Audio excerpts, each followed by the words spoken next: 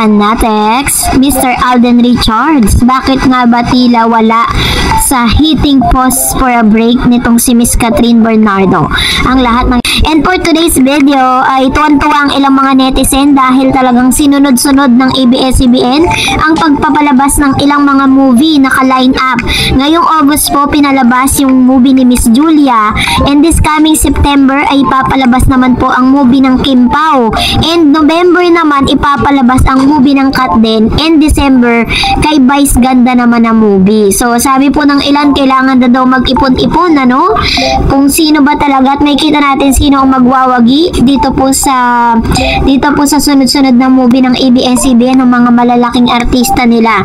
So ito na, no, dahil sa isang post po ni Miss Catherine Bernardo kahapon, nag-post siya sa kanyang IG na tila baga nagkaroon po sila ng pause for a break nitong kanila pong taping ng Hello Love Again.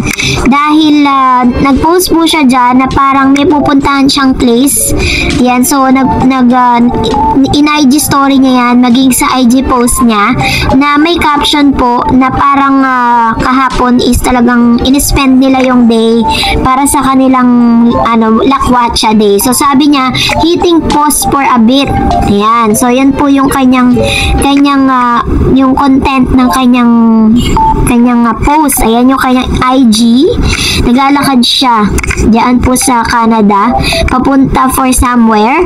And then may mga naglabasan din mga videos and photos na kung saan si Miss Catherine Bernardo ay kasama po ni Miss Maha Salvador, na parang si Miss Maha pala yung pinuntahan niya nung siya ay nag-pause for a break. Alam naman natin na si Miss Maha po ay nasa Canada dahil mas pinili niya na doon nanganak dahil nga nandun din yung husband niya. Meron silang major reason bakit napili nila sa Canada. Ito naman kinatuwaan naman ng netizen kasi makikita niyo po dyan na parang sa kalsada lang sila nagkukulot ng buhok, no? Kinulot nila yung buhok ni Miss Catherine at nakisaksak lang sila. Ganyan pala sa Canada, may mga outlet na pwede kang gamitin. Ito po yung isa sa mga rason kasi marami pong nagchat-chat at marami pong nagdi-DM bakit daw wala si Mr. Alden Richards dun po sa post, bagong post si Miss Catherine. According dito sa video na to, kung napanood nyo na po yung video natin sa Darred's channel, sinabi po dito ni Mr. Jobert, si Kuya Jobert na isang komedyante, na yung mga last scene, ito pong mga last week na kanila pong tinitape dito sa Canada, very heavy na, no? Sobrang heavy na po, sobrang bibigat na mga senaryo na po yung kanilang tinitake. Ganun po pala talaga si Direk Cathy, no? Inuuna niya yung very very light, tapos yung huli niya, save the best for last, yung mga mahihirap na scene. Kasi ang pagtitaping naman is hindi naman yan yung talagang sequence na ganito yung mangyayari, susunod ganito, hindi. Kunya, example po, nasa isang lugar kayo, lahat ng mga pangyayari sa lugar na yun, iti-tape na yun, isi-shoot na yun, and then other location, ganun po yung tema nun. So gayon, meron na pong sinabi si Kuya Jobert na kaya hindi sila magkasama ngayon, tinatry po ni Miss Direk Cathy Garcia Sampana na parang magkaroon mo sila ng break sa isa't isa, no? Hindi in real life, mga parang parang hindi muna sila magtatabi, mag-uusap para mas maging intense yung kanila pong ipapakitang pagdadrama. Ganun talaga si Direk Cathy dati sa HLG, ginawa niya rin yan na parang ginawa ni Direk Cathy, hindi niya pinayagan si Miss Catherine na makausap si Daniel para lalong mag-intensify yung kanyang feelings. Ganun din yung ginagawa niya ngayon. Kumbaga, sineset ni Direk Cathy Garcia Sampana yung mood ni Miss Catherine at ni Alden Richards dun sa mga heavy scene na pwede nilang pagdaanan. Kaya po kung mapapansin ninyo, wala pong Alden Richards nakasama si Miss Catherine sa kanyang lakad at pinili niya dun po kay Maha Salvador sila magpunta. Sabi po ni Maha, pag si Catherine daw ang kausap niya sa telepono, ay inaabot sila ng madaling araw sa pagkukwentuhan. Ganon katindi, no? And masasabi naman talaga natin that Miss Catherine and Miss Maha is really a good friend. Kahit nga dati napabalita na parang lilipat na siya at kukunin na siya ni Maha, pero hindi pala yung totoo dahil nag-renew pa rin siya ng kontrata sa ABS. So yun po yung ilan sa mga kasagutan sa inyong katanungan. Sana nasolve po kayo. And for that, narito naman ang ilan sa mga komento at reaction po ninyo patungkol naman sa ating latest updates. Magbasa po tayo. Unahin Basahin po natin ang komento mula kay Miss Lorena Alay. Sabi niya, para naman kay Alden, sana gawin mo na ang lahat para kay Kat at sana hindi mo na siya iiwan sa ere or sana hindi mo na siya sasaktan or papaiyakin kasi hindi deserve ng isang Catherine ang baliwalain ng isang lalaki. Deserve niya ng lalaking mamahalin siya at aalagaan hanggang sa huli. I love you both, Kat Den, forever. Ayan. So ito naman yung kanyang parang this is gonna be a prayer for Kat Den eh. Marami talagang nag-wish kasi parang mula po kasi nung nagkaroon ng hiwalayan, diba? Nung nag-declare sila na parang hiwalay na sila ng dati niyang ex-boyfriend. Dati niyang boyfriend na ngayon ay ex-boyfriend niya na. Eh talagang yung sympathy ng tao napunta talaga lahat kay Miss Catherine Bernardo. Kasi parang sabi nga ng ilan, pwede palang maghiwalay ang isang mag-couple na hindi nila sinisiraan ng isa't isa. Sabi pa ni Miss Ami Rivera, hello Miss Dors, mag-ingat lang po sa mga bashers na yan. Sa lahat ng artista, si Miss Catherine lang talagang hinahangaan ko. Bata pa siya, gustong-gusto ko na talaga siya. Kasi hindi mo siya makitaan ng kayabangan. Pero sila ni Alden, napaka-humble nila pareho. Kinikilig ako sa kanilang dalawa. Kahit araw-araw kong pinapanood yung HLG, kinikilig pa din ako at naiiyak pa din ako sa movie nila. Naiinis lang ako ngayon kasi hindi ko na ma-open ang full movie ng HLG, naka-private na siya. Ay ganun sa sa Netflix. So kung naka-private na siya, ibig sabihin nun, parang medyo medyo lugi po yun sa part ng ABS at saka ng GMA kasi pinapanood pa rin kasi yan eh. Dati nga nag-number 1 pa yan sa Netflix eh.